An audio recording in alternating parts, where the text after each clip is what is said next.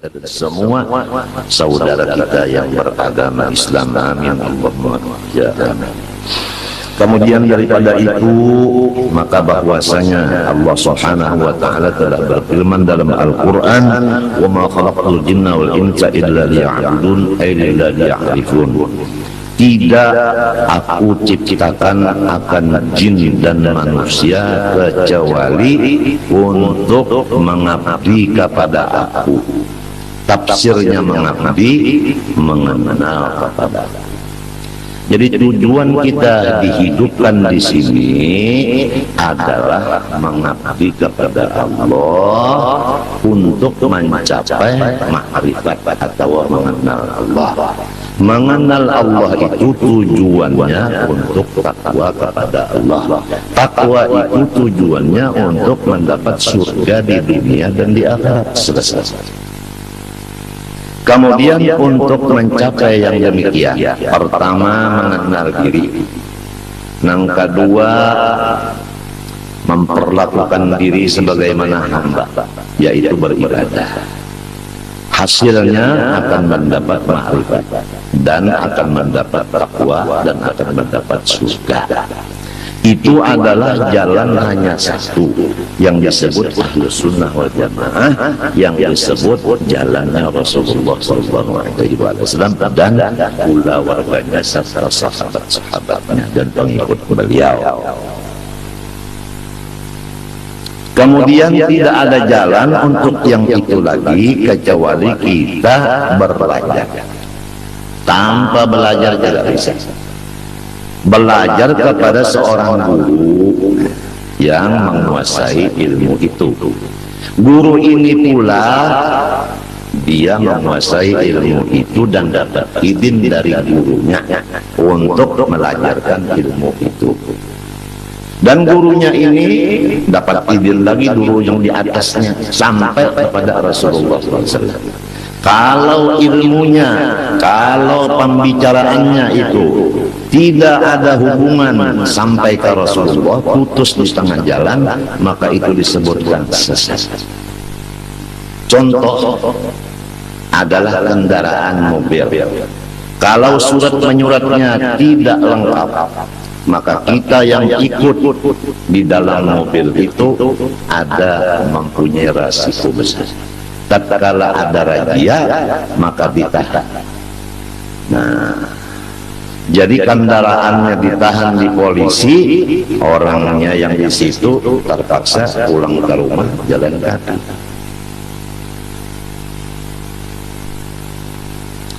Jadi harus orang-orang yang menjadi pemimpin masalah agama, terutama masalah makrifat kepada Allah, yaitu mengenal diri ini, harus orang yang menguasai ilmu agama betul-betul, yang berdasarkan Ahlus Sunnah wal Jamaah dan dapat izin dari syekh yang di atasnya. Kalau tidak, mohon melimpah daripada mobil itu ke mobil yang dijamin selamat.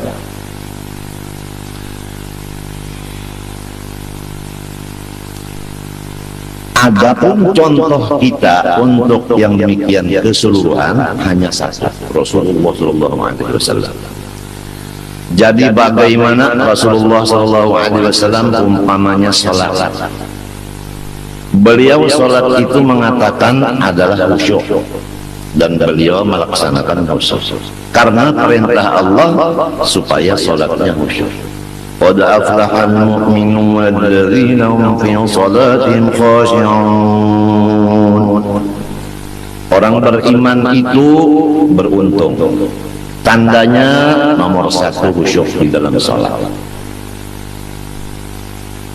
Khusyuknya Rasulullah dalam salat, coba kita belajar kepada guru.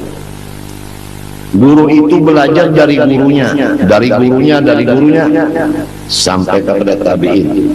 Tabi'in ini belajar prakteknya dengan sahabat. Sahabat itu mempraktekkan apa yang dipraktekkan Rasulullah. Jadi sholat itu tidak bisa dilajarkan dengan mendengar-dengar begitu. harus belajar praktiknya dengan orang yang sudah selesai belajar praktik. Bukan teorinya aja, bukan. Cara Rasulullah mengangkat tangan gimana? Cara Rasulullah meletakkan tangan di mana? Gimana? Cara Rasulullah meletakkan dua kaki waktu berdiri, waktu sujud gimana? Itu cara mata Rasulullah letaknya kemana tujuannya? Itu cara bacaan Rasulullah gimana? Hati Rasulullah gimana? Itu harus dikuasai dulu. Misal contoh sholat. Nah, sekedar kita mencontoh sholat sebagaimana Rasulullah yang diajarkan beliau, shollu kama ra'aitumuni usolli, kamu sholat lihat sebagaimana saya. Tentu yang dilihat itu yang zahirnya dulu. Kalau yang zahirnya sholatnya udah lain, pakaiannya bukan seperti pakaian Rasulullah waktu sholat, mengangkat tangannya bukan seperti Rasulullah, bacaannya bukan seperti Rasulullah, ruku' i'tidal bukan seperti Rasulullah, bacaannya bukan seperti Rasulullah, udah nggak bisa dia mengenal diri. Otomatis dia tidak bisa mengenal Allah, otomatis dia tidak bisa mengajar orang lain untuk mengenal diri dan mengenal Allah, otomatis tidak bisa mencapai takwa kepada Allah, otomatis hidupnya sengsara. Kalau terjadi orang yang tidak mengikut Rasulullah hidupnya bahagia, maka itu tidak ada lain dari istidraj, lanjuran semata-mata. Itu yang disebut di ayat sanastadrijuhum min haitsu la ya'lamun wa umli lahum inna kaidi matin. Kami berikan apa aja terhadap mereka. Kesehatan diberi, harta diberi, kekuasaan diberi, kemuliaan diberi, dan semuanya diberi. Tapi awas, tatkala habis umurnya dia langsung mendapat jahanam. Dunianya hanya di surga. Tapi kalau orang soleh, Rasulullah contohnya, asyaddun nasi bala'an al-anbiya, thumma al-ulama, thumma al-amthal fal-amthal, atau kama qala sallallahu alaihi wasallam. Ini beda. Orang soleh, terutama Rasulullah, tanda kesolehannya adalah musibah dan bala, penyakit dan pikiran yang berat-berat. Itu saling sehari tambah barat, tambah banyak, tambah macam-macam. Dirinya sakit, mertuanya sakit, istrinya sakit, anaknya sakit, kentongnya juga sakit. Itu tambah hari tambah banyak, tambah hari tambah banyak, tambah hari tambah banyak bebannya itu. Itu tandanya orang soleh. Kalau tandanya orang dilanjur, dia sehat segar bugar, istrinya juga, anaknya juga, keluarga juga, hartanya tambah terus, nggak ada akan dilanjur. Seperti itu apa, kerbau atau sapi itu diberi makanan, diberi suntikan macam, akhirnya disembelih jadi kurban. Mau begitu? Tentu jawabannya no.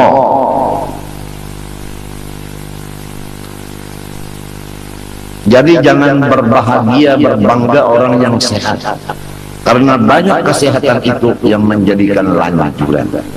Dan jangan bersedih orang yang sakit, karena di sakit situlah dekatnya kepada Allah. Manusia berbicara seenaknya karena dia belum sakit. Coba kalau kata dia sakit, gimana? Apa sanggup bicara begitu? Tatkala pulusnya udah habis, badannya sakit, istrinya sakit, mertuanya sakit, ibunya sakit, bapaknya sakit, anaknya sakit. Di sini ketahuan apakah dia hamba Allah ataukah dia hamba nafsu. Marah enggak? Sabar enggak? Ridho enggak? Nah di sini. Jadi kalau orang itu ibadah, dapat bala musibah, orang yang tidak ada ibadah itu Masya Allah meningkat ke dunia anak. Kadang-kadang akhiratnya juga meningkat pada lahirnya, tapi hakikatnya ibadah yang begitu meningkat itu dasarnya bukan ikhlas karena dia tertipu dengan tipuan yang berjuta-juta tipuan di dalam ibadah. Jadi ujar Bang Nafi, waspadalah, waspadalah, waspadalah. Mudah-mudahan kita sekulawarga diselamatkan Allah dari gurur, daripada tertipu. Mudah-mudahan Allah menyelamatkan kita daripada tertipu. Tertipu dengan ibadah, tertipu dengan kesehatan, tertipu dengan kekayaan, tertipu dengan pengikut, tertipu dengan macam-macam kesehatan dan lain-lain. Allahu Akbar. Kebanyakannya umat tertipu ini dua. Pertama sehat badan, yang kedua tidak ada kerjaan. Kalau kita sibuk dengan kerjaan, insya Allah bisa selamat. Kalau kita sakit, insya Allah banyak selamat. Tapi kalau sehat dan banyak waktu yang kosong, disinilah banyaknya tertipu. Ni'matan maghbunun fiha katsirun minan nas as-sihha wal faragh, kata Rasulullah. Dua nikmat Allah yang 99% manusia tertipu dengan dua itu. Satu, sehat badan. Dua, lapang, kelapangan. Tapi kalau orang sempit, kalau orang sakit, biasanya ya Allah, ya Allah, ya Allah, begitu. Kalau udah lapang, kalau sudah sehat, jarang. Mungkin ya Allah, ya Allah, mungkin. Waspadalah, waspada. Masya Allah, Masya Allah. Lihat kalau kata-kata orang soleh, tatkala dapat musibah dirinya atau istrinya atau anaknya, apa yang dikata orang soleh? Ajar wal afiyah insyaallah la ghair. Ini pahala dari Allah dan ini tandanya afiat batin. Begitu. Rasulullah bagaimana? Tathhir labas. Penyakit dan bala musibah ini penyuci, pensuci, tidak ada lain. Titik. Jadi kalau orang sehat sekulawarga, hartanya meningkat terus, waspada.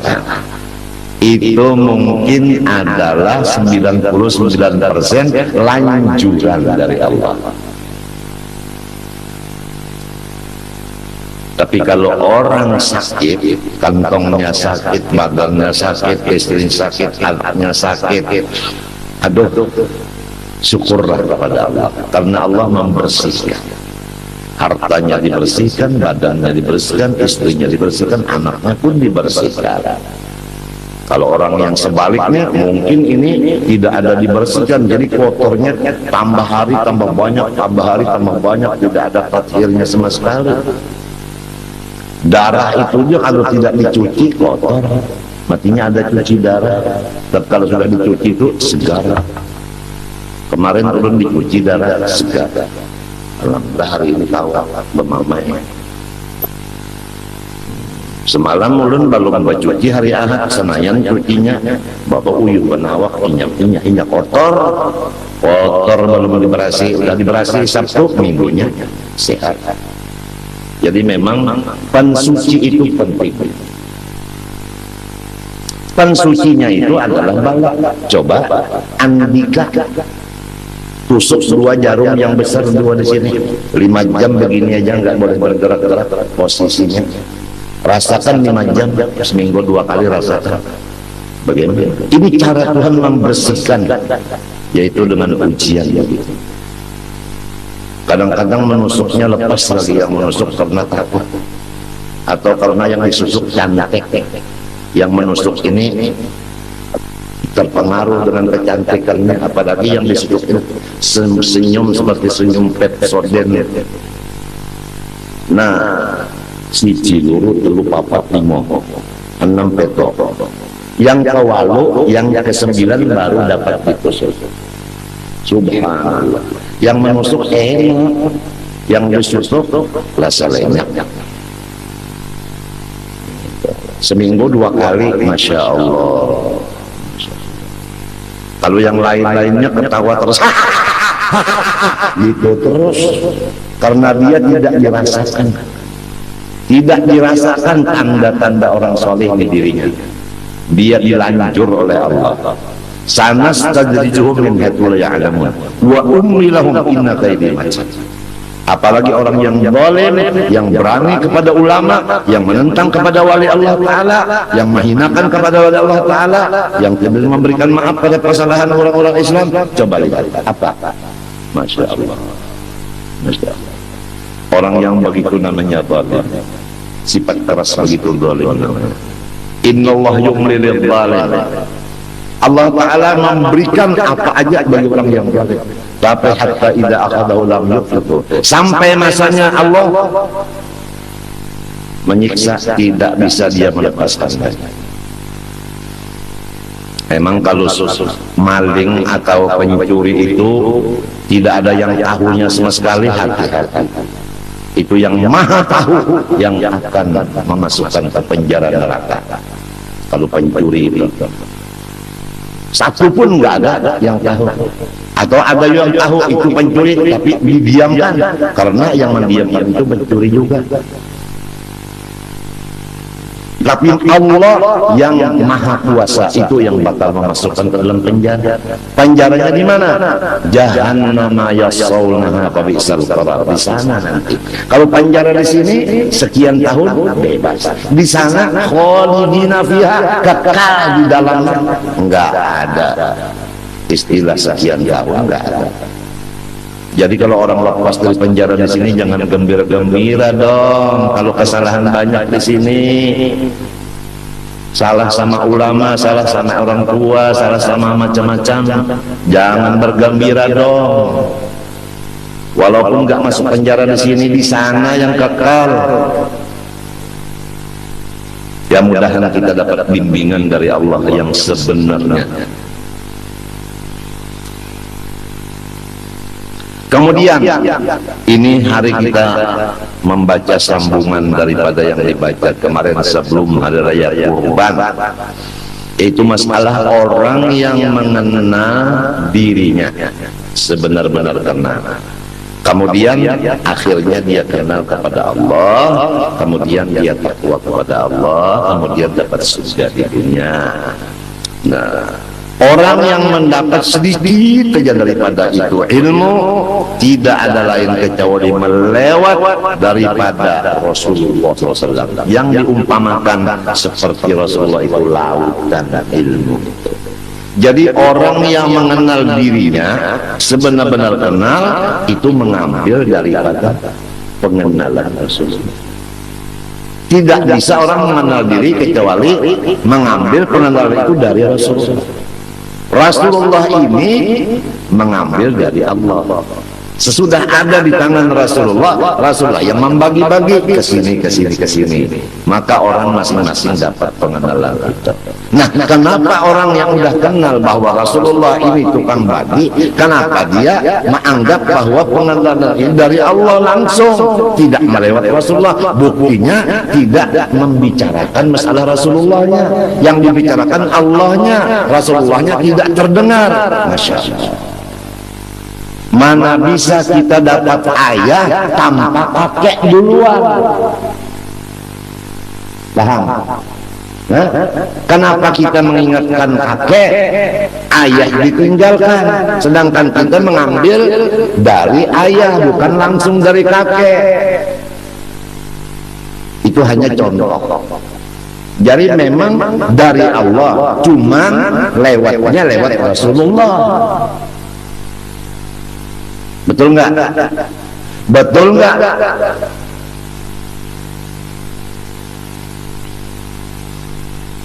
Pusat kada bisa langsung dari pusat, harus dari mulut, bukan dari daerah. Itu pemerintah punya urusan. Pusat itu mendapat hasil dari mulut. Kan pusat itu kenyang, hasil dapatnya dari mulut, makan. Mulut ini hasil dari mana? Dari kaki. Tahu? Kaki itu di bawah. Dari yang di bawah, mulutnya dapat. Mulut mengirim ke pusat. Jadi pusat harus ingat dengan si kaki ini yang di bawah ini. Jadi kita kalau udah alim jangan lupa dari guru yang asal melajari A, B, U, A, E, U, itu jangan lupa sama guru yang awal itu tadi. Ini udah mengaji alim lupa sama gurunya yang melajari A, I, U. Apakah A, kasra I, abama U, A, I, U. Bapak haba, bapak habi, babi haram.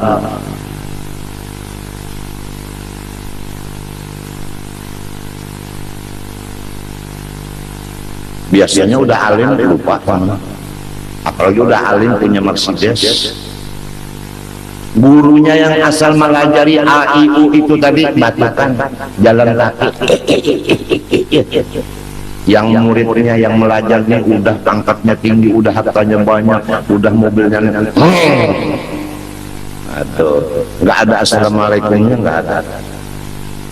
Paling-paling kalau assalamualaikum karena gurunya udah tengklong tangannya begitu, karena stroke, assalamualaikum. Jadi kata gurunya waalaikumsalam wa rabbi wa hajal burud. Sekian. Akhirnya apa muridnya? Ada yang picak satu, ada yang berburut, ada yang berkurang. Karena kawalat sama gurunya. Orang yang ketulahan sama gurunya itu macam-macam. Ketulahan itu, kawalat itu macam-macam caranya. Ada yang hartanya habis, ada yang rumah tangganya berantakan, ada yang parutnya macam-macam. Ada yang pangkatnya amblas. Ada yang hutangnya meningkat, pakai bunga lagi.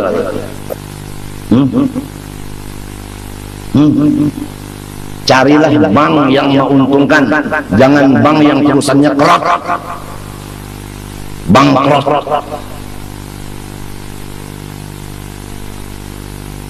Ini mungkin di sini ada nih tamu datang nih, kira-kira direktur bank kira-kira.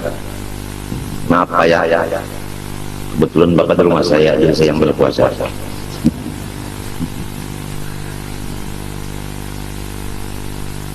Kita harus ingat Indonesia dan dunia semuanya miliknya Allah. Lillahi ma fis samawati wa ma fil ardh. Wa in tubdu ma fi anfusikum aw tukhfu yuhasibkum billah. فيغفر من يشاء ويعذب من يشاء والله على كل شيء قدير. الله أكبر. سمع الله لمن حمده ربنا ولك الحمد. Bahasa di Makkah.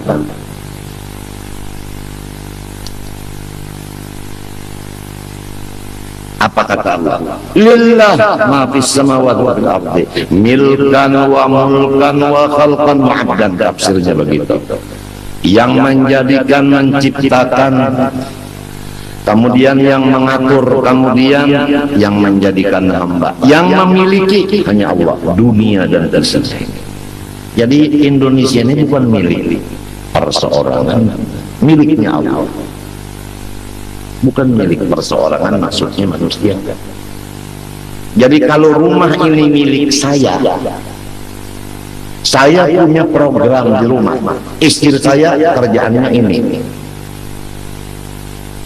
anak saya ini, khodam saya ini, kemudian lagi yang lain-lainnya ini. Apabila satu di antaranya tidak merasakan hukum yang sudah saya programkan di rumah ini, maka saya. Nah, marahnya saya ini menyebabkan rumah tangga ini kacau. Jadi kacaunya negara karena Allah yang marah. Marahnya Allah karena hukumnya dilanggar. Kalau ingin Indonesia dan lain-lainnya ini aman, kembalilah kepada hukum Allah. Selesai masalahnya. Cuma kenapa hukum Allah tidak diingini oleh masyarakat sekarang? Bahkan dianggap hukum Allah ini teror dan sebagainya. Kenapa? Sedangkan yang punya ini Allah. Jangankan dunia, diri kita aja miliknya Allah. Mau diapain sama Allah? Kapan sadarnya kita? Kita ini hamba Allah, bukannya kita memiliki sesuatu. Kita dimiliki oleh Allah, bukan kita punya milik. Kita dimiliki oleh Allah. Sadarlah, sadarlah, sadarlah. Tunduklah kepada hukum Allah. Ini hukum Allah dibilang keras. Sampai tata tangan bagi orang-orang yang mencuri itu katanya itu keras, nggak usah dilaksanakan. Kalau sudah Allah yang punya dunia melaksanakan begitu hukum, udah. Kenapa jadi nggak mau melaksanakan? Nah, gara-gara inilah jadi kita ini sengsara hidup. Jadi perseorangan aja udah. Yang penting rumah tangga kita sesuai hukum Allah. Enggak usah orang yang di sebelah rumah, enggak usah. Ampuhum wa ahlikum nara. Udah istri kita, anak kita selesai. Kalau juga istri enggak ngikutin, anak ngikutin, udah kita sendiri aja. Rasulullah itu pamannya yang enggak ngikutin. Nabi Nuh itu anaknya dengan istrinya yang enggak ngikutin. Coba. Siti Asia istri suaminya. Jadi udah contoh banyak. Jadi kalau orang soleh, istrinya tidak ngikut, anaknya tidak ngikut, jangan pusing-pusing. Nabi-nabi dulu aja banyak yang terjadi begitu, istrinya yang memberi malu, yang tidak ngikuti, anaknya juga begitu. Apalagi kalau kayak lain, biasa. Ya kita dikubur, nggak ada satu kubur dua orang, nggak ada, betul nggak? Satu kubur satu orang, nggak ada. Jadi masing-masing. Oleh sebab itu kalau kita sakit, jiran nggak nengok, biarin. Sebab jiran itu kalau kita mati sendiri, dia sendiri, kita sendiri juga. Udah masing-masing aja, udah selesai. Apa ini ngurusi orang-orang? Istri nggak ngikut, udah selesai. Anak nggak ikut, biarin. Cuman kita berikan nasihat dulu. Kalau kita nggak beri nasihat, salah.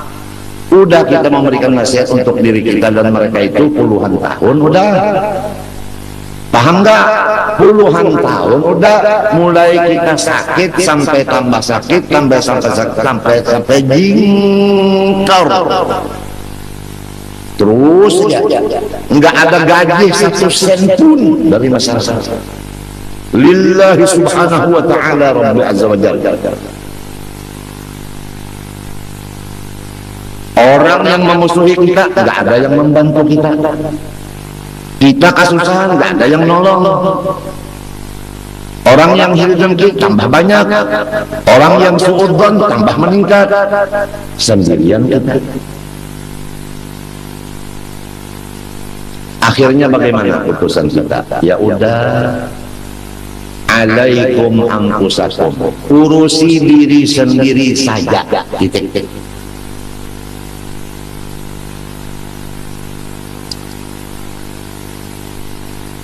Jadi jangan lupa bapak-bapak semua yang akan menyampaikan kepada ibu-ibu dan anak-anaknya, karena bapak-bapak yang akan ditanya mengurusi istri dan anaknya.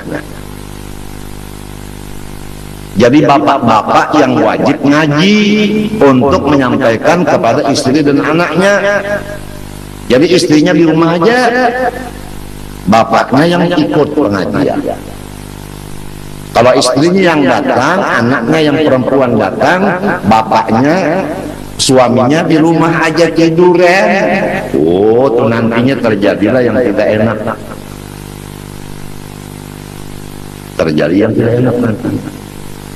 Jadi udah kembali kepada hukum Allah, perempuan-perempuan waqurna fi buyutikunna wa la tabarrajna tabarrujal jahiliyatil ula wa aqimna as-salata wa atina az-zakata wa ata'na Allah wa rasulahu innama yuridu Allahu liyudhiba ankum ar-rijala al-baita wa yutahhirakum tatheera.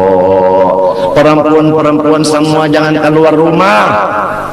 Kalau keluar rumah juga harus tutup seluruh anggota. Ittafaqal ulama, ittafaqal muslimun ala man khurujun nisa kashifatil wujuh. Buka kitab Itu sulam taufik.